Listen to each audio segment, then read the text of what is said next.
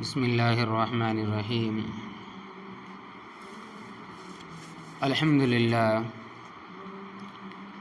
للہ وقفا وسلام علی عبادہ الذین اصطفى اما بعد فاعوذ باللہ من الشیطان الرجیم بسم اللہ الرحمن الرحیم یا ایہا الذین آمنوا کتب علیکم الصیام کما کتب علی الذین من قبلکم لعلکم تتقون سبحان ربک رب العزة عما یصفون وسلام علی المرسلین والحمد للہ رب العالمین اللہم صلی علی سیدنا محمد وعلی آل سیدنا محمد وبارک وسلم اللہم صلی علی سیدنا محمد وعلی آل سیدنا محمد وبارک وسلم اللہم صلی علی سیدنا محمد وعلی آل سیدنا محمد وبارک وسلم۔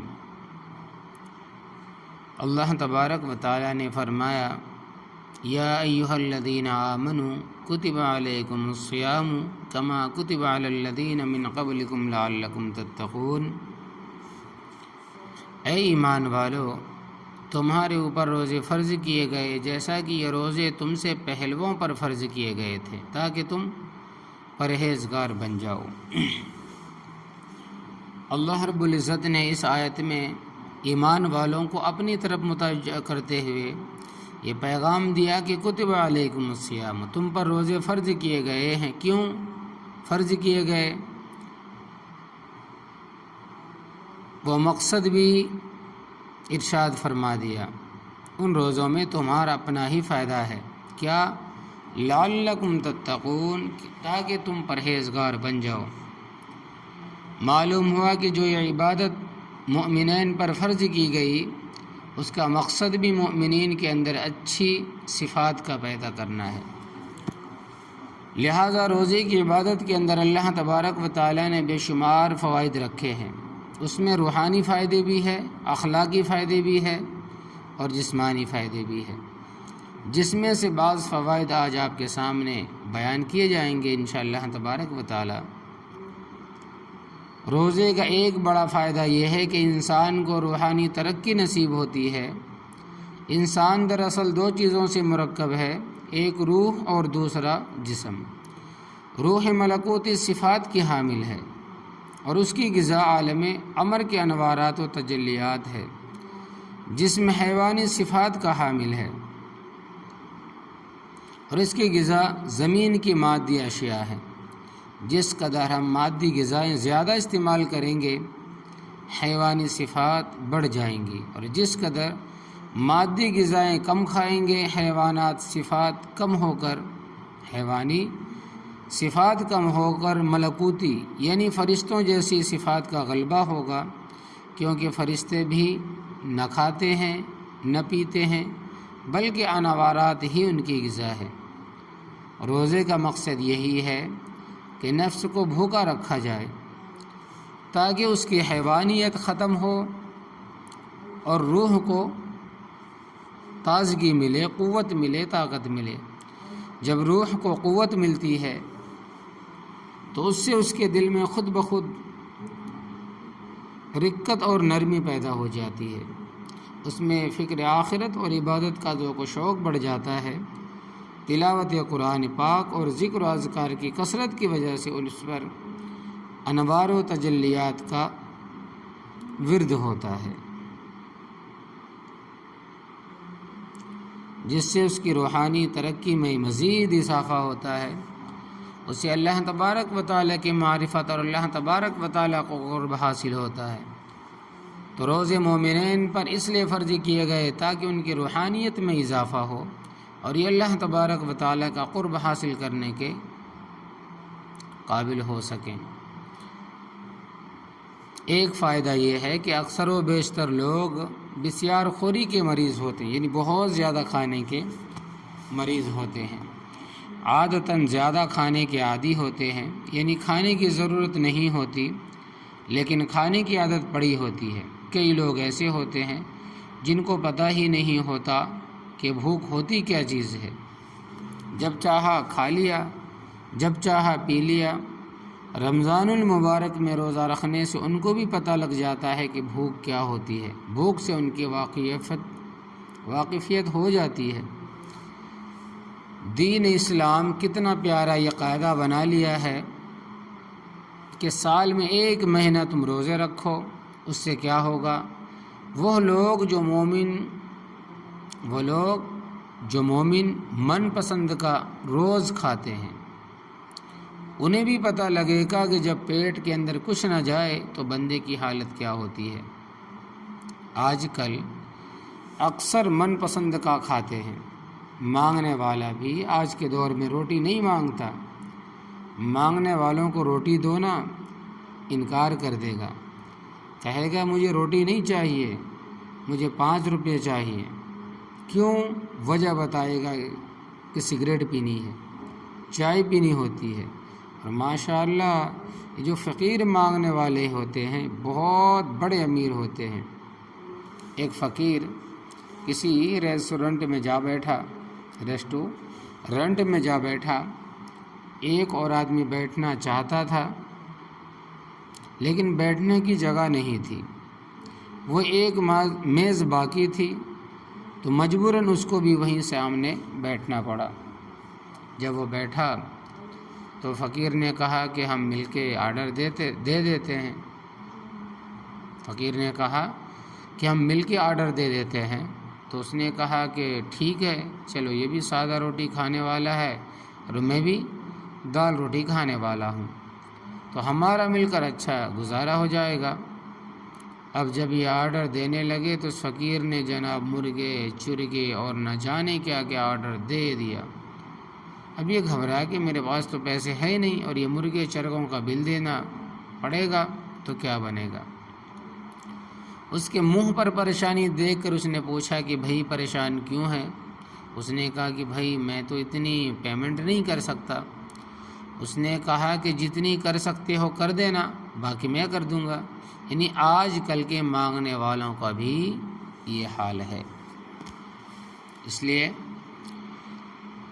ہسپتال میں جا کے دیکھیں کہ تم کم کھانے کی وجہ سے بیمار لوگ نہیں ملیں گے۔ اس لیے ہاسپٹل میں جا کر دیکھیں تو کم کھانے کی وجہ سے بیمار لوگ نہیں ملیں گے، زیادہ کھانے کی وجہ سے بیمار لوگ ملیں گے۔ بلڈ پریشر کے مریض ہوں گے، زیادہ نمکین اور مرغ اشیاء کھانے کی وجہ سے، معدے کا السر، زیادہ مرچ مسالے والی چیزیں کھانے سے، دل کی بیماریاں، زیادہ چکنائی والی چیز کھانے کی وجہ سے۔ یہ تمام بیماریاں وہ ہے جو زیادہ کھانے سے تعلق رکھتی ہے، کم کھانے سے تو تعلق ہی نہیں رکھتی۔ تو شریعت میں کتنا حسن ہے کہ روزہ رکھنے کا حکم دیا۔ جب کچھ وقت ان کو بھوکا رہنے کو ملے گا تو ان کو بھی پتہ چل جائے گا کہ جن کے ہاں کھانا نہیں بنتا ان غریبوں کا دن کیسے گزرتا ہے، احساس پیدا ہوگا۔ فرماتے ہیں کہ ہمارے استاد صاحب کہ ہم لوگ ایک مرتبہ امریکہ کے ایک مدرسے میں بیٹھے تھے کہ ایک طلبہ آئی جو قرآن پاک پڑھتی تھی، اس نے شکایت کی کہ مدرسے میں جو کوک پیپسی والی مشین ہے وہ نہیں چل رہی۔ تو میں نے اسے کہا کہ بھائی ہم اطلاع دے دیتے ہیں، کمپنی والے آ کر ٹھیک کر دیں گے، کل تک مشین ٹھیک ہو جائے گی۔ تو کہنے لگی کہ مجھے پیاس لگی ہوئی ہے۔ میں نے کہا کہ پانی کا کولر تو لگا ہوا ہے اور ٹھنڈا پانی میسر بھی ہے، آپ جا کے پی لیں۔ کہنے لگی کہ میں پانی پیوں۔ پوچھا کہ بھائی اس میں کیا حرج ہے؟ تو تھوڑا سوچ کر کہنے لگی کہ پچھلے 9 سالوں میں مجھے یاد ہی نہیں کہ میں نے کبھی پانی پیا ہو۔ تو کیا پیا؟ کہنے لگی کہ اکثر پیپسی پی اور اگر پیپسی نہ ملی تو جوس پیا۔ 9 سال سے پانی پینے کی نوبت ہی نہیں آئی۔ ایسے لوگ بھی تو دنیا میں موجود ہے۔ اور فرماتے ہیں کہ حضرت مولانا پیر ذوالفقار نقشبندی رحمۃ اللہ علیہ، یہ تو وہی بات ہوئی کہ ایک مرتبہ فرانس کے ملک میں بادشاہ اپنی بیوی کے ساتھ بات چیت کر رہا تھا تو باہر ہنگامہ ہوا۔ جب کھڑکی سے دیکھا تو لوگوں کا ہجوم تھا۔ اس نے بادشاہ سے پوچھا کہ یہ لوگ کیا کر رہے ہیں؟ اس نے کہا یہ جلوس نکال رہے ہیں۔ کس لیے جلوس نکال رہے ہیں؟ اس لیے کہ ملک میں آٹا نہیں ہے، کھانے کے لیے روٹی نہیں ہے۔ تو جب اس نے کہا کہ کھانے کے لیے روٹی نہیں ہے تو اس کی بیوی نے کہنے لگی کہ اگر روٹی نہیں تو روٹی نہیں ملتی تو یہ ڈبل روٹی کھا لے۔ یعنی اس کو یہ بھی اندازہ نہیں تھا کہ جب روٹی نہیں ملتی تو پھر ڈبل روٹی بھی نہیں ملا کرتی۔ ایسے لوگ بھی تو دنیا میں موجود ہیں۔ بایزید بستامی رحمۃ اللہ علیہ ایک مرتبہ بھوک کے فضائل بیان کر رہے تھے تو کسی نے کہا کہ حضرت بھوک کے بھی کوئی فضائل ہے؟ فرمایا ہاں، اگر فرعون کو بھوک ملتی تو وہ کبھی بھی خدائی کا دعویٰ نہ کرتا۔ اس نے خدائی کا دعویٰ ہی کیا اس لیے کہ اس کا پیٹ بھرا ہوا تھا۔ جب پیٹ بھرا ہوا ہوتا ہے تو پھر بندہ اپنی اوقات بھی بھول جاتا ہے۔ اللہ تبارک و تعالیٰ نے ہم عاجز مسکینوں کو ہماری اوقات یاد دلانے کے لیے رمضان کے روزوں کو فرض کر دیا، تاکہ ذرا بھی بھوک لگے اور پیاس بھی لگے تو ہم کو ان غربا کی پریشانی کا احساس ہو جن کے پاس 2 وقت کھانے کو مشکل سے ہوتا ہے، تو وہ کس طرح گزارا کرتے ہوں گے۔ تو روزہ کے اندر ماشاءاللہ بڑی حکمتیں ہیں۔ فرماتے ہیں کہ ایک مچھلی کی حیرت انگیز خوراک، مگر یہ رزق کا معاملہ بھی عجیب ہے۔ فرماتے ہیں کہ میں اپنی زندگی میں بے شمار جگہوں پر گیا ہوں، میں نے اکثر لوگوں کو اس دنیا کے اندر زیادہ کھاتے ہی دیکھا ہے۔ تو جب اللہ تبارک و تعالیٰ کی اتنی نعمتیں ہیں تو ان کا شکر ادا کرنا چاہیے۔ ایک مچھلی دیکھی، اس کا نام تھا بلو ویل۔ اتنی بڑی مچھلی کہ اس کا وزن روزانہ 100 پاؤنڈ بڑھتا ہے، یعنی کہ روزانہ 50 کلو اس کا وزن بڑھتا ہے۔ آج کل کے نوجوانوں کے وزن ہی 50-60 کلو یا 70 کلو ہے، تو جس مچھلی کا وزن 50 کلو روزانہ بڑھتا ہے تو وہ کھاتی کتنا ہوگی۔ اچھا مزے کی بات یہ کہ وہ ایسی چیز کھاتی ہے جس کو ہم دیکھ ہی نہیں سکتے۔ وہ سمندر کا پانی اپنے اندر لیتی ہے اور اس کے جسم میں اللہ تبارک و تعالیٰ نے ایک بہت باریک سی اسکرین بنائی ہوئی ہے، اس میں سے پانی گزرتا ہے تو پانی میں سمندر کے اندر چھوٹے چھوٹے بیکٹیریا ہوتے ہیں، آنکھ سے نظر ہی نہیں آتے، وہ چھلنی کی طرح اسکرین کے ایک طرف رہ جاتے ہیں اور صاف پانی آگے نکل جاتا ہے۔ یہی بیکٹیریا اس کی غذا بنتے ہیں۔ کوئی اندازہ لگا سکتا ہے کہ وہ کھاتی کچھ نہیں، بس ہر وقت پانی اس کے منہ میں آ رہا ہے، جا رہا ہے، اور کچھ فلٹر ہو کے جو جھاگ سی بنتی ہے وہ اس کی غذا بن رہی ہے۔ واہ میرے مولا، تیری نرالی شان ہے، اور ہر وقت وہ چلتی رہتی ہے۔ اپنی زندگی میں وہ اتنا چلتی ہے کہ 3 مرتبہ وہ چاند کا چکر لگا کر واپس آ سکتی ہے، اتنا سفر طے کرتی ہے۔ وما یعلم جنود ربک الا ہو، اللہ تبارک و تعالیٰ کے لشکروں کو اس کے سوا کوئی نہیں جانتا۔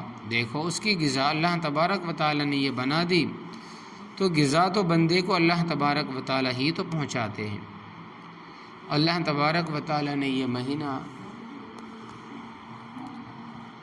اس لیے بنایا تھا کہ اس مہینے میں مومنین اللہ تبارک و تعالیٰ کے نعمتوں کی قدردانی کرنا سیکھے اور اللہ تبارک و تعالیٰ کا شکر ادا کرے۔ حقیقت یہ ہے کہ ہمارا رواں اللہ تبارک و تعالیٰ کے انعام و اکرام میں ڈوبا ہوا ہے، لیکن ہم غافل ہیں، ناشکرے ہیں۔ فرماتے ہیں کہ ایک صاحب جن کو اللہ تبارک و تعالیٰ نے جوانی میں بہت کچھ دے دیا، اتنا کچھ دیا کہ کئی ملوں کی یہ مالک ہے، حالانکہ عمر بہت چھوٹی ہے، لیکن یہ اللہ تبارک و تعالیٰ کی تقسیم ہے، اور ہم اللہ تبارک و تعالیٰ کی تقسیم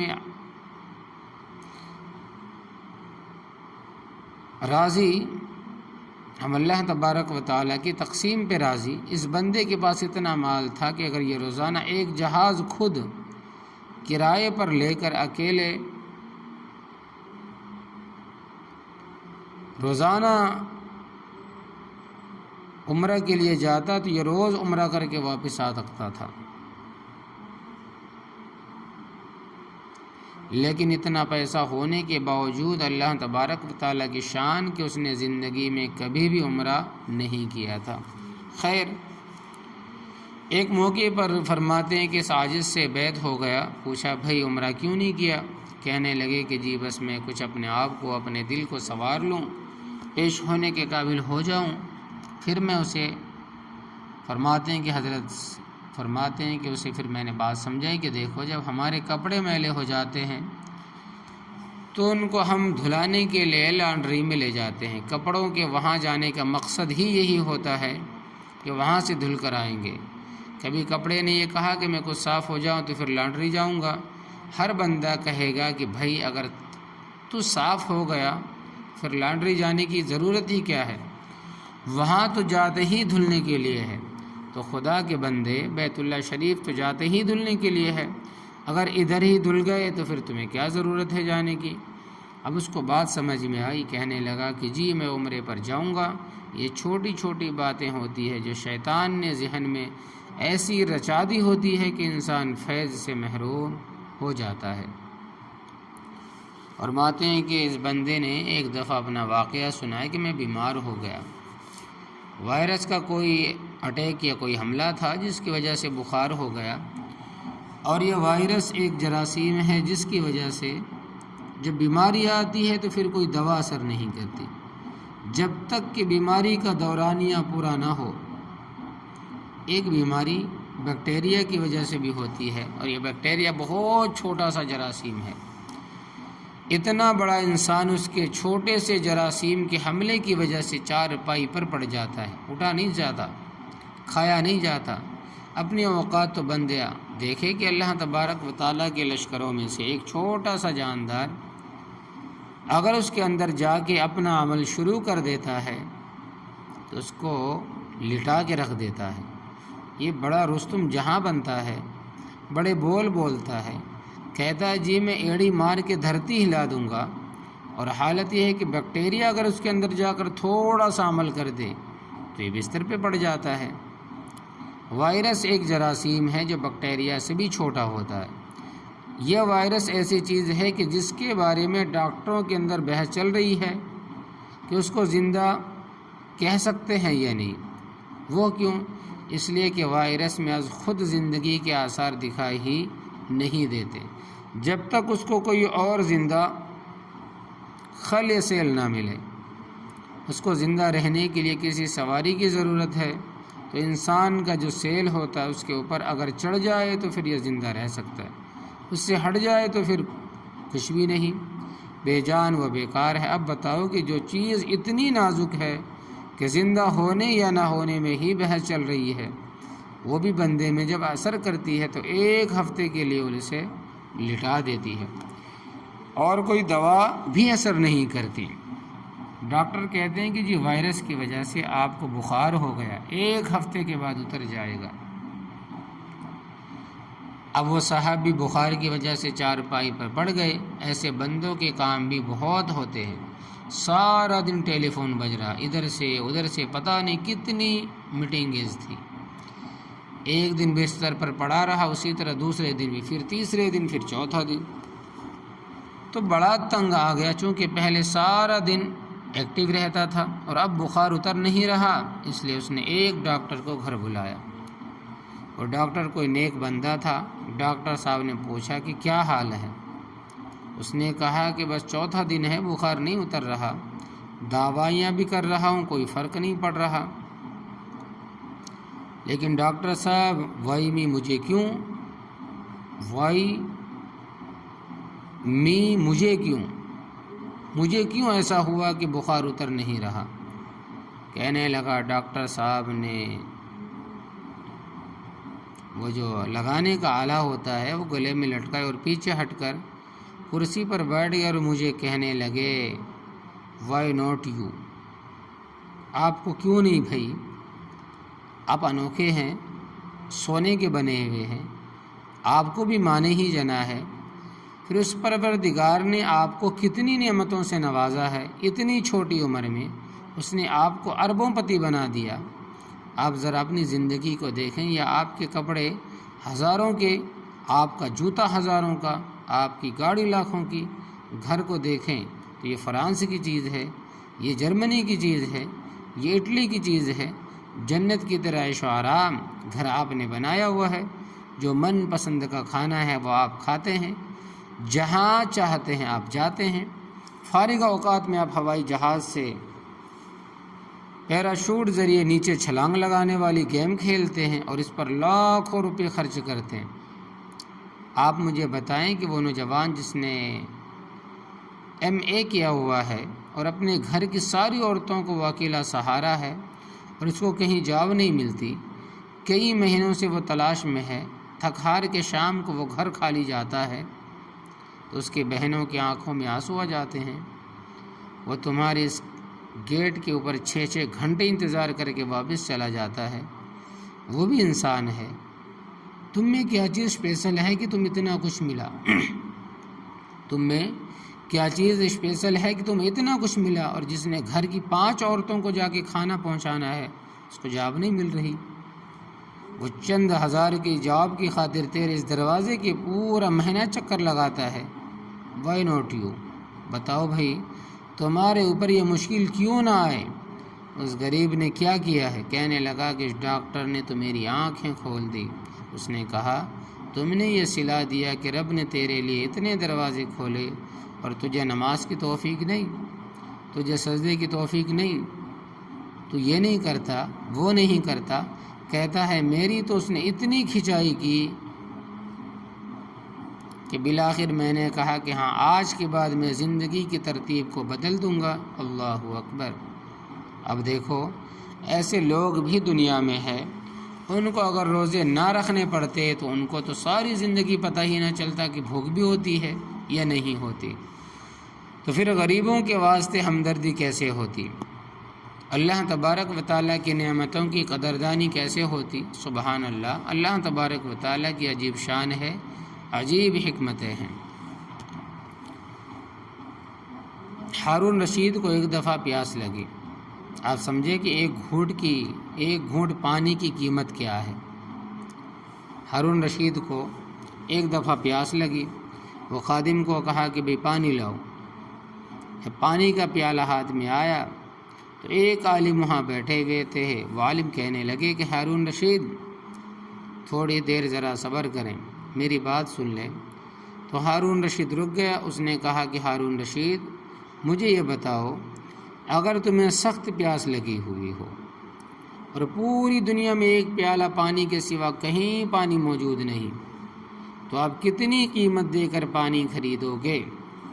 اس نے کہا، میں آدھی سلطنت دے دوں گا اور پانی کا پیالہ لے لوں گا۔ اس نے کہا کہ اچھا، اگر آپ پانی پی لیں اور وہ پانی آپ کے جسم میں جا کے کہیں رک جائے، جیسے بعض لوگوں کو بیماری ہوتی ہے، پیشاب کے رک جاتا ہے، پیشاب کے رک جانے کی ان کو پھر ہسپتال میں جانا پڑتا ہے اور ڈاکٹر مصنوعی طریقے سے اس کو خارج کر دیتے ہیں۔ بندے کو اتنی تکلیف ہوتی ہے کہ ہم نے اس تکلیف میں بندے کو مچھلی کی طرح تڑپتے دیکھا ہے۔ اس نے کہا کہ ہارون رشید، اگر تمہارا پیشاب بند ہو جائے اور پوری دنیا میں ایک طبیب ہے جس کے پاس دوائی موجود ہے، تو کتنی قیمت دے کر اپنے پیشاب کی وہ دوائی لے لو گے؟ اس نے کہا کہ آدھی سلطنت۔ تو اس نے کہا کہ بادشاہ سلامت، معلوم یہ ہوا کہ پیالے کی قیمت آدھی سلطنت اور پیشاب نکالنے کی قیمت آدھی سلطنت، تو آپ کی پوری سلطنت کی قیمت پانی کا پیالہ پی کر جسم سے خارج کرنے کی بقدر ہے۔ آپ نے تو زندگی میں ہزاروں پیالے پانی پیا، تو کبھی اللہ تبارک و تعالیٰ کی ان نعمتوں کا شکر ادا کیا؟ واقعی اللہ تبارک و تعالیٰ کی نعمتوں کا انسان شکر ادا کر ہی نہیں سکتا۔ دیکھو، سائنس کا آنا اور جسم سے باہر نکلنا کتنی بڑی نعمت ہے۔ دیکھو، انسان کے جو جسم کے اندر ہے، سانس ہے، فرماتے ہیں کہ وہ آتی بھی ہے، جاتی بھی ہے۔ جب اندر جاتی ہے تو باہر بھی نکلتی ہے، تو کتنی بڑی نعمت ہے، مگر ہم اسے نعمت ہی نہیں سمجھتے۔ جن لوگوں کو دمے کی بیماری ہوتی ہے،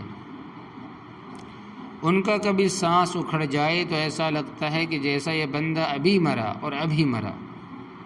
اس کا اندر کا سانس اندر اور باہر کا باہر رہ جاتا ہے۔ ہمارا سانس آرام سے آتا ہے اور باہر نکلتا ہے، ہم اس پر شکر ادا نہیں کرتے۔ کتنی بڑی اللہ تبارک و تعالیٰ کی نعمت ہے۔ اللہ اکبر کبیرہ۔ ہم تو اللہ تبارک و تعالیٰ کا جتنا شکر ادا کریں اتنا تھوڑا ہے۔ اللہ تبارک و تعالیٰ کی نعمتوں کا شکر بھی ادا کر لیں، اس پروردگار نے ہمارے لیے کتنا خیر کا معاملہ فرمایا ہے۔ اللہ رب العزت نے ایمان والوں کو اپنی طرف متوجہ کرتے ہوئے یہ پیغام دیا کہ کتب علیکم الصیام، تم پر روزے فرض کیے گئے۔ اب اس خطاب کو سن کر دل میں مختلف سوچیں آتی ہے۔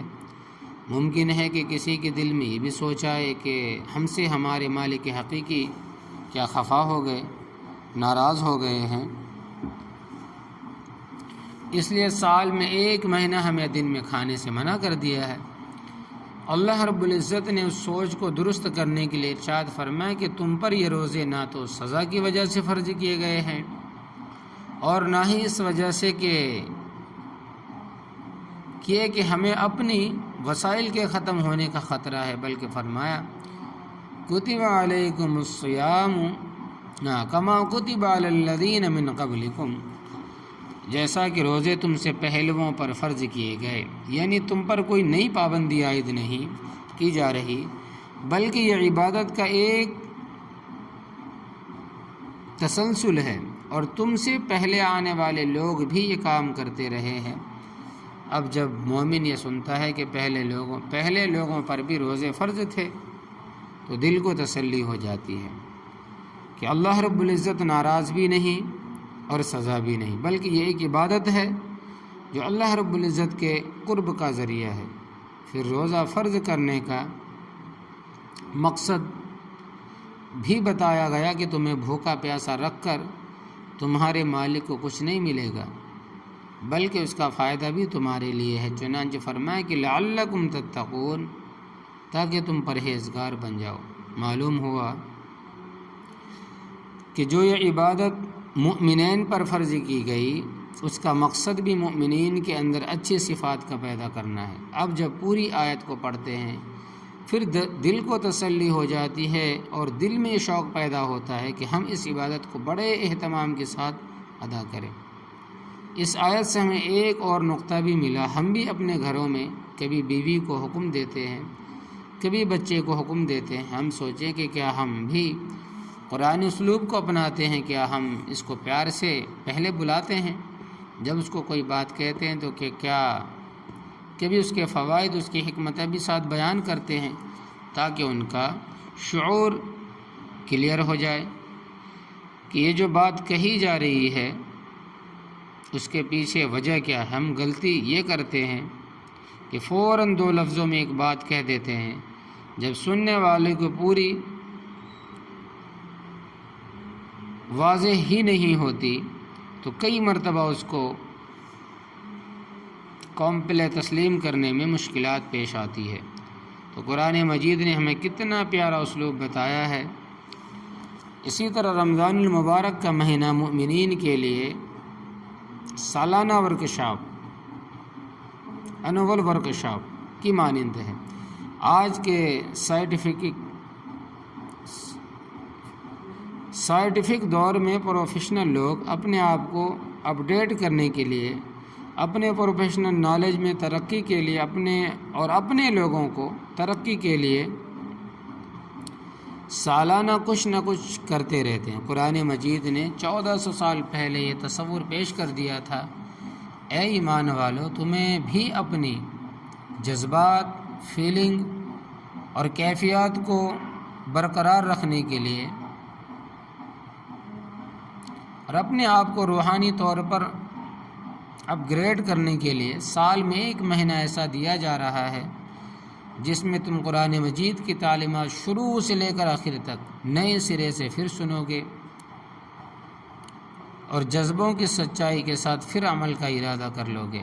واقعی رمضان المبارک میں شروع سے لے کر آخر تک قرآن مجید تراویح میں پڑھنا،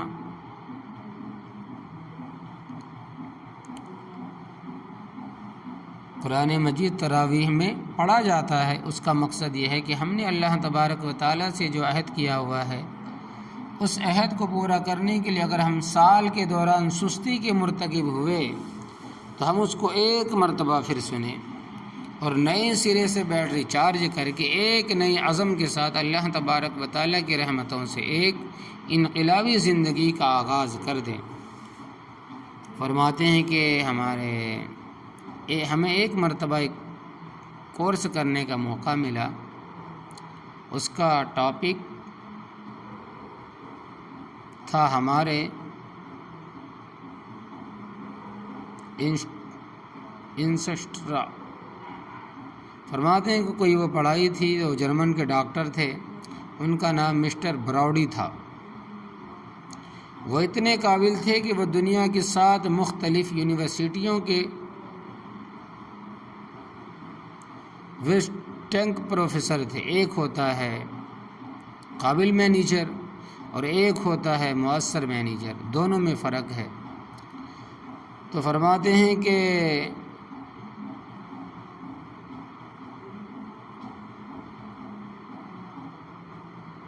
قابل مینیجر تو وہ ہوتا ہے جو دن رات اپنے کام میں لگا رہتا ہے، خواہ وہ آؤٹ پٹ کچھ ہو یا نہ ہو، لیکن قابل مینیجر اس کو کہتے ہیں جو آؤٹ پٹ اور پروڈکشن دکھا رہا ہو۔ لیکچر کے دوران انہوں نے کہا کہ لوگوں کے ذہن میں ایک تصور تھا کہ لڑکپن میں پڑھتے ہیں، جوانی میں کام کرتے ہیں اور بڑھاپے میں آرام کرتے ہیں۔ اب یہ پرانا تصور ختم ہو گیا۔ اب یورپین کمیونٹی اس نتیجے پر پہنچے کہ ہمیں لڑکپن میں بھی پڑھنا ہے اور جوانی میں بھی جاب کے ساتھ ساتھ پڑھتے رہنا ہے۔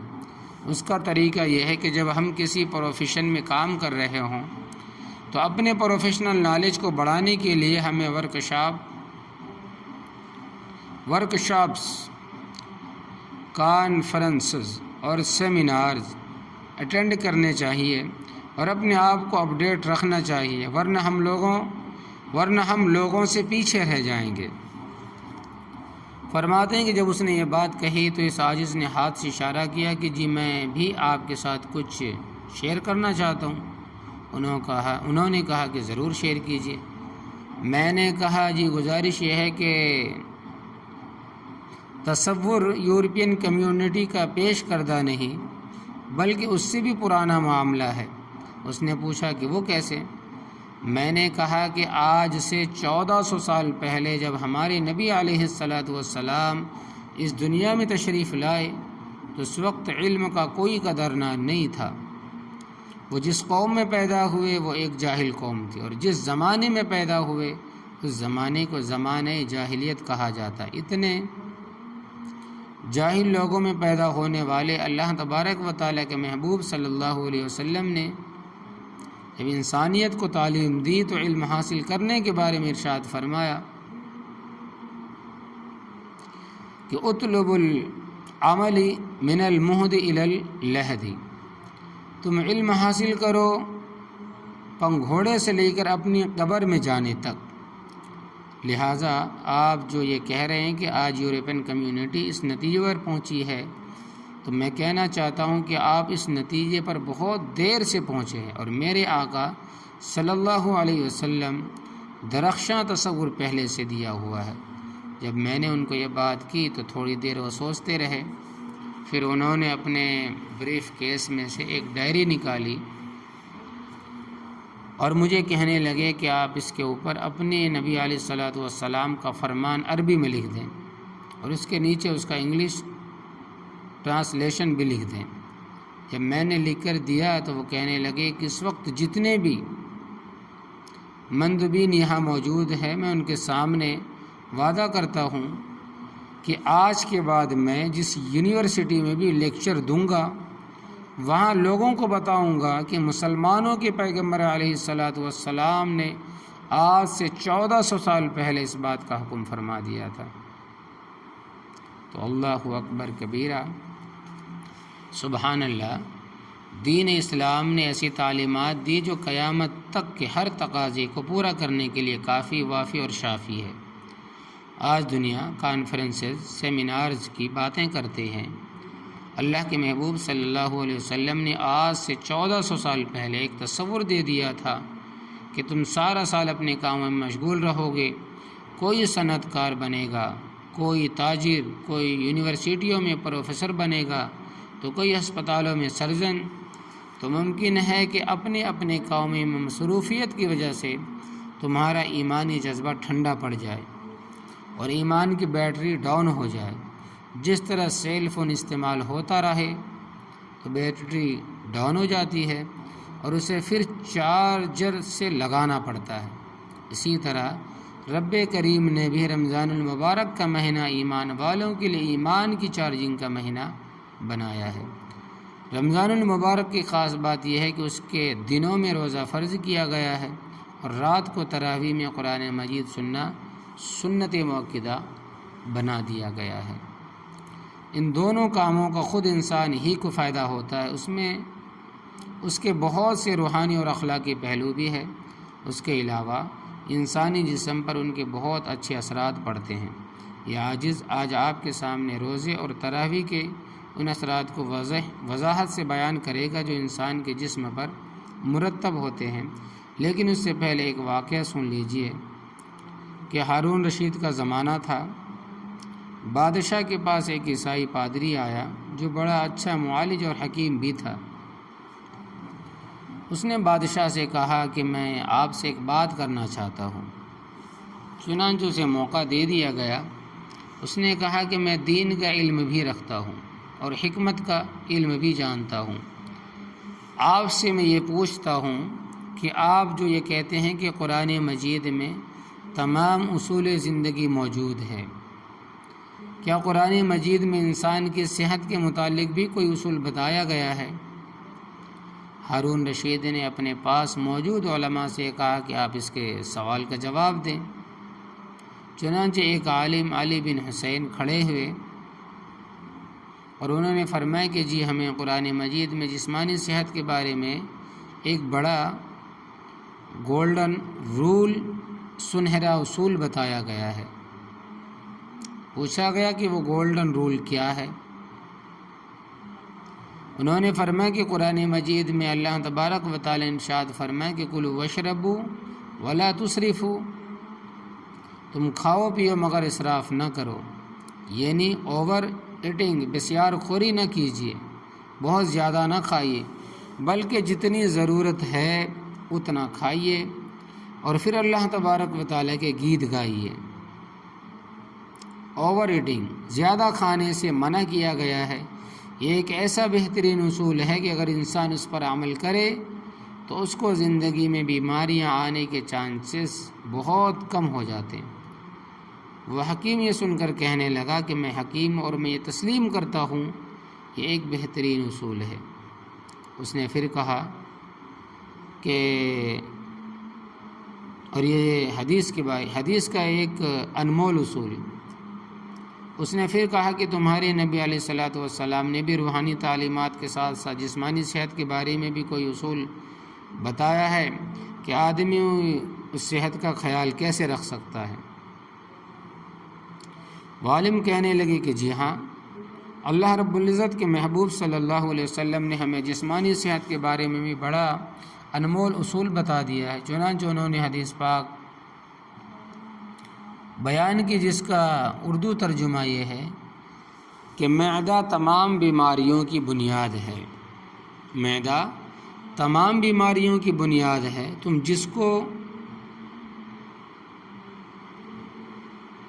جسم کو وہ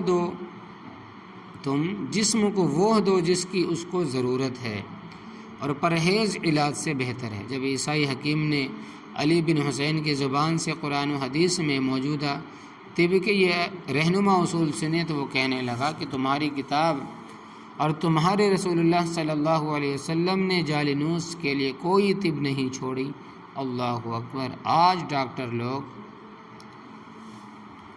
کنفرم تصدیق کرتے ہیں کہ ہماری کھانے کی عادات ہی بیماریوں کو ڈیسائیڈ کر رہی ہوتی ہے۔ مثلا اگر ہم بہت زیادہ چینی کھائیں گے تو شوگر کے مریض بن جائیں گے، اگر بہت ہی زیادہ ملائی، آئس کریم اور جوس، رس بھری چیزیں کھائیں گے تو کولیسٹرول لیول ہائی کر بیٹھیں گے، کولیسٹرول لیول ہائی کر بیٹھیں گے، اگر بہت ہی زیادہ چٹپٹی چیزیں کھائیں گے تو السر اور بلڈ پریشر کے مریض بن جائیں گے۔ اس لیے نبی علیہ الصلوۃ والسلام نے ارشاد فرمایا کہ معدہ تمام بیماریوں کی بنیاد ہے، یہیں سے بیماریاں شروع ہوتی ہے۔ اس لیے جو بندہ اپنے معدے کو کنٹرول کر لے، جو چیزیں انسان کے لیے فائدہ مند ہے وہ استعمال کرے، اور جو چیز نقصان دہ ہے اس سے بچ جائے، تو انشاءاللہ تبارک و تعالی ان بیماریوں سے بچا رہے گا۔ تو حدیث پاک کا پہلا حصہ یہ ہے کہ معدہ تمام بیماریوں کی بنیاد ہے۔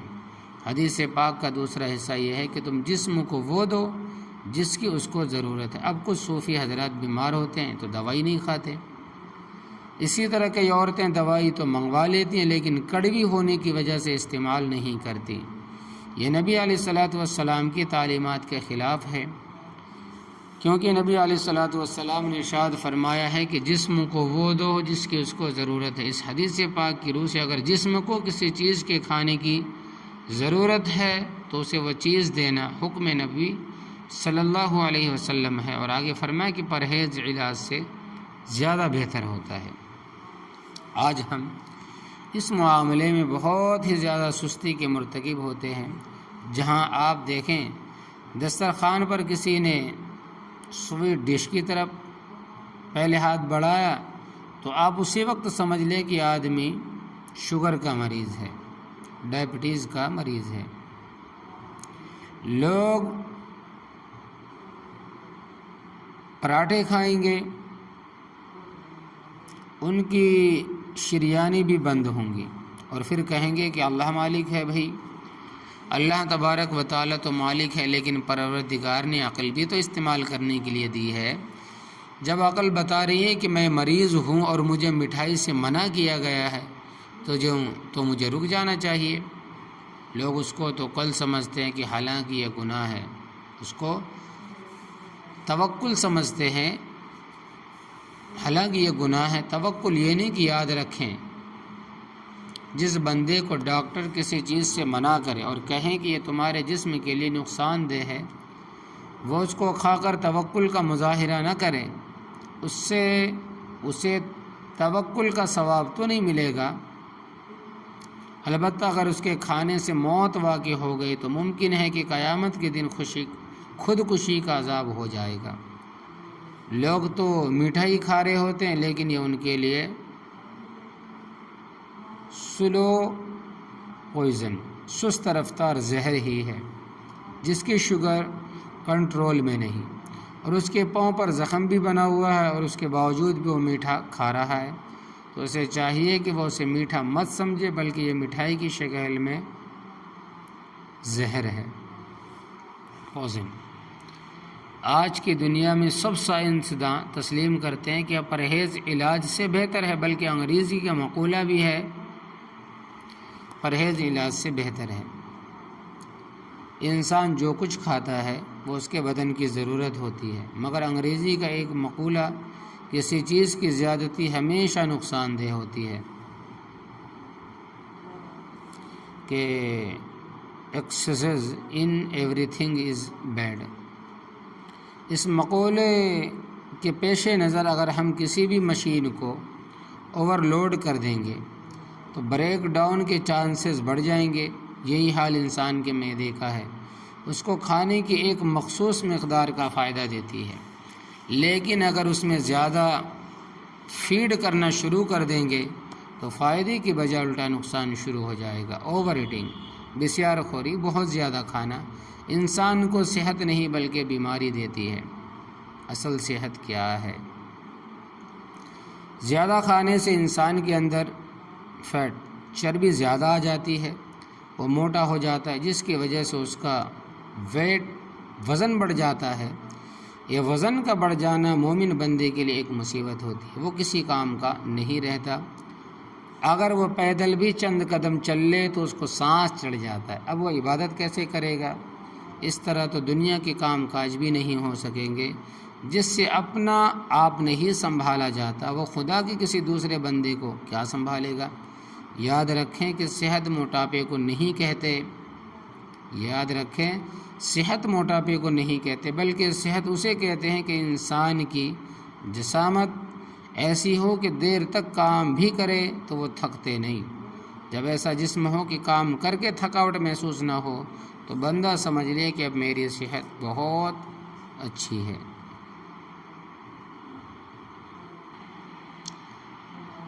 زیادہ کھانے کے نقصانات، اگر آپ غور کریں تو آج کے دور میں ایسی بیماریاں بہت عام ہیں جن کا تعلق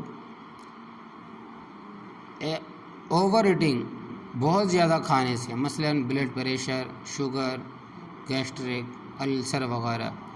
کم کھانے سے جو بیماریاں ہوتی ہیں وہ آج کے دور میں نہیں ہے۔ اس کا مطلب ہے کہ ہمارے اوپر اللہ رب العزت کی بہت زیادہ نعمتیں ہیں، شاید کہ اتنی مادی نعمتیں پہلوؤں کے پاس نہیں تھی، لیکن کتنی عجیب بات ہے کہ اللہ رب العزت کی جتنی ناشکری آج کے دور میں ہو رہی ہے اتنی ناشکری پہلے کبھی نہیں ہوتی تھی۔ انسان کی خوراک ہمیشہ اس کی ضرورت کے مطابق ہونی چاہیے۔ اب ہر انسان کی خوراک اس کے جسم کے حساب سے اپنی ہوتی ہے۔ علماء نے لکھا ہے کہ انسان کو جتنی بھوک ہو، اگر وہ اس سے زیادہ 2-4 لقمے کم کھائے تو یہ ایک اچھی چیز ہے۔ ہم یہ نہیں کہتے کہ انسان کے پاس اللہ تبارک و تعالیٰ کی نعمتیں ہیں اور پھر بھی بھوکا رہے اور جسم کو غذا ہی نہ دے۔ ضرور کھائیے، مگر کتنا؟ بدن جتنی ضرورت محسوس کرے اس سے چند لقمے کم کھا لیجئے تاکہ خوراک اچھے انداز سے ڈائجسٹ، ہضم ہو کر جسم کا حصہ بن سکے۔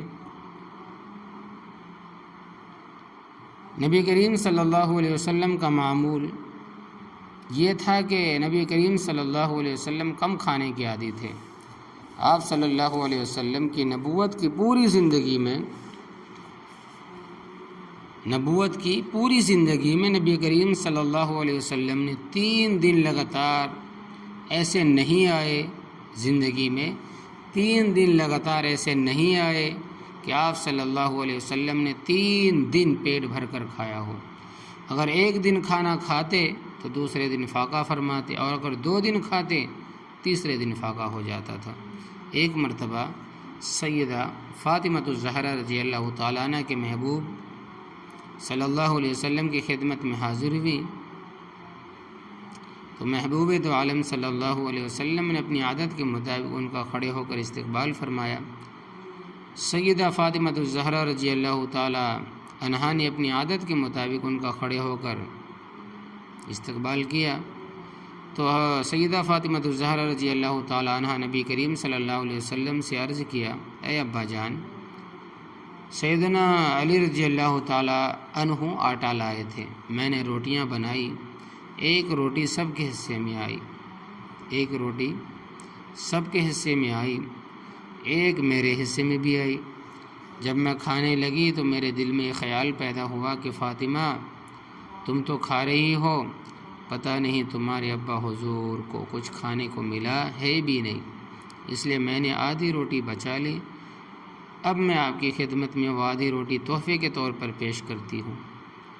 اللہ کے محبوب صلی اللہ علیہ وسلم نے وہ آدھی روٹی قبول فرما لی اور اس کا لقمہ اپنے منہ مبارک میں ڈال کر فرمایا کہ میری بیٹی فاطمہ، قسم ہے اس پروردگار کی جس کے قبضے قدرت میں محمد صلی اللہ علیہ وسلم کی جان ہے، 3 دن سے تیرے والد کے منہ میں روٹی کا ایک لقمہ بھی نہیں گیا۔ اللہ اکبر کبیرہ۔ تو یہ وہ چیز ہیں کہ دیکھیں کہ جب نبی کریم صلی اللہ علیہ وسلم کا معمول یہ تھا کہ فاقہ زیادہ ہوتا تھا اور کھانا کم ملتا تھا، پھر بھی اللہ تبارک و تعالیٰ کا ہر وقت شکر ادا کیا کرتے تھے۔ تو اللہ تبارک و تعالیٰ عمل کی توفیق عطا فرمائے۔ کچھ باتیں رہ گئی ہیں، انشاءاللہ تبارک و تعالیٰ کل کی مجلس میں بیان کیا جائے گا، بتائی جائیں گی۔ آمین یا رب العالمین۔